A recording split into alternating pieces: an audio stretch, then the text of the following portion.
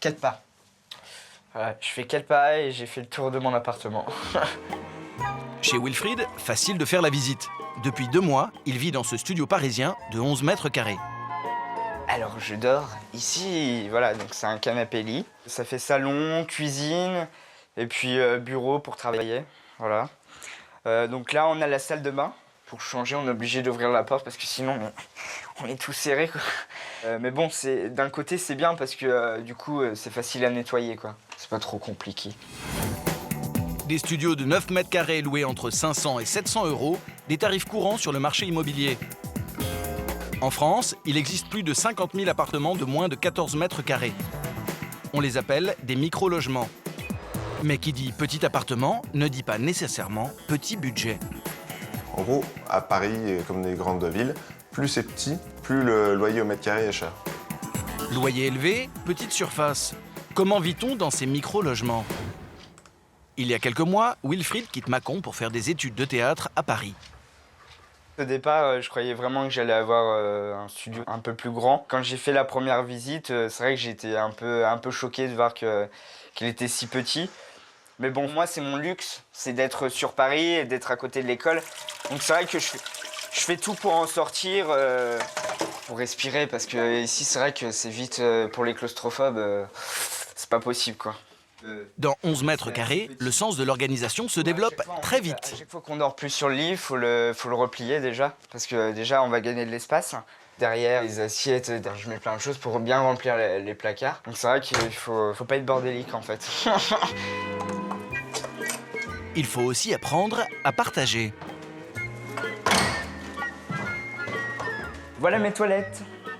Quand j'arrive, voilà, je suis obligé de nettoyer à chaque fois, parce qu'il y a des gens qui passent derrière et qui laissent les toilettes dégueulasses, donc voilà. Deuxième inconvénient qui peut s'avérer très gênant. Faut que je fasse attention, par contre, ça c'est super contraignant, c'est que j'ai ma clé avec moi. Parce que s'il y a un courant d'air, en fait la porte elle se ferme et je risque d'être enfermé en fait. Et du coup après je suis obligé d'appeler la propriétaire, d'appeler parce que pour qu'elle vienne avec le double de clé pour rouvrir la porte. Si Wilfried s'adapte à ces contraintes, les micro-logements ont mauvaise réputation. J'ai l'impression d'être un poisson dans un bocal. On mange sur son lit et on fait la vaisselle dans sa douche, hein, donc de toute façon. Pour 15 mètres carrés, payer 600-700 €, moi je peux pas. Le collectif Jeudi Noir lutte contre le mal logement. Il dénonce notamment ces petits studios au loyer incontrôlé. 9 mètres carrés, nous on pense que c'est un placard. Mais après, il y a besoin de logement. Et c'est vrai que ça fait quand même une offre pour les étudiants et les jeunes actifs. Donc du coup, ça peut être un passage pour ensuite aller vers un logement plus confortable que 9 mètres carrés. Mais voilà, le vrai problème, c'est le prix. On demande à des étudiants et des jeunes actifs qui se lancent dans la vie de payer les 2/3 d'un SMIC pour se loger. Et du coup, qui l'ont pas pour s'habiller, se nourrir ou doivent être pour les transports. Des loyers que les propriétaires comme Stéphane justifient par la qualité des prestations.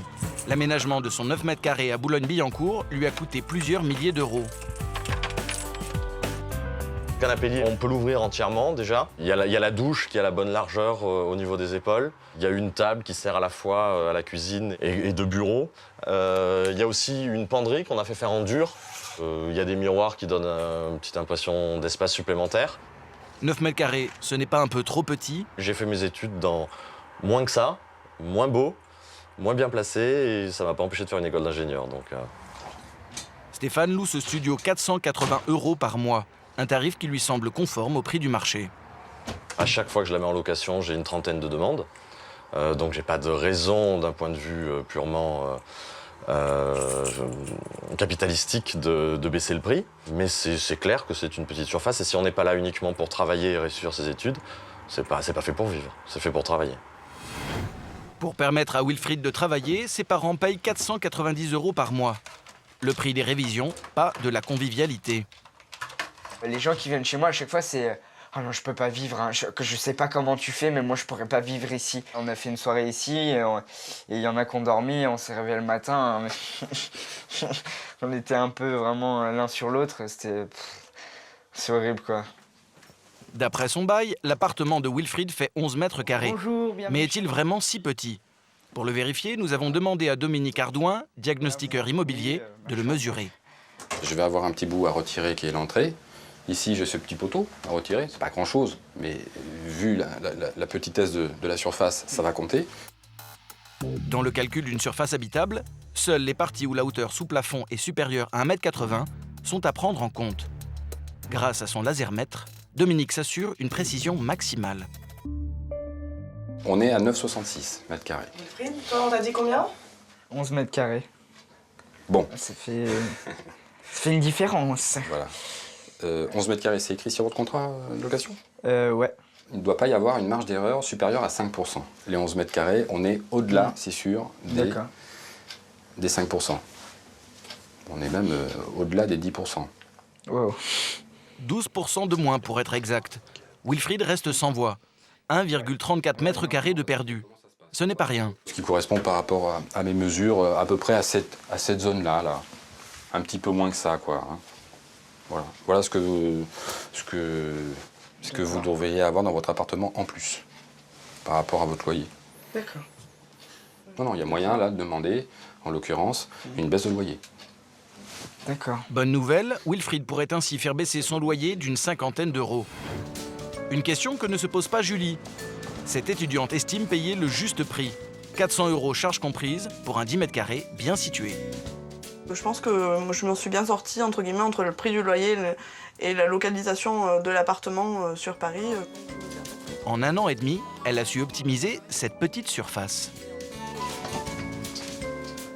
C'est sûr qu'on n'a pas autant de place que dans la chambre chez papa-maman, mais au final, c'est une habitude et c'est vrai que j'ai tout à portée de main une fois dans mon lit.